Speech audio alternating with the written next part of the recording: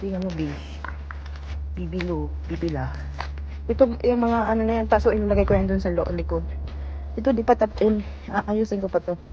I-flat ko yung lupa. Kunti na lang. Kunti na lang yan.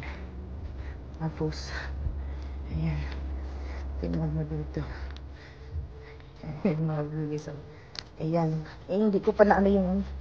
Pero ayusin ko yan. Mga lilis. Dito ko yun ilalagay ng mga paso para at least nasa likod. Diba? Yung nakalagay dito ni ano din yung strawberry eh. Inalis ko kasi dry ang lupa. So, inalis ko siya. Dito ko nalagay. Strawberry.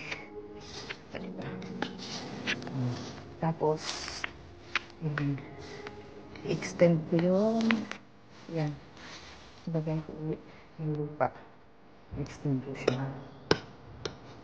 Ito. Hanggang dito. Ayan, o. Tingnan mo yung ginawa ko. Ayan.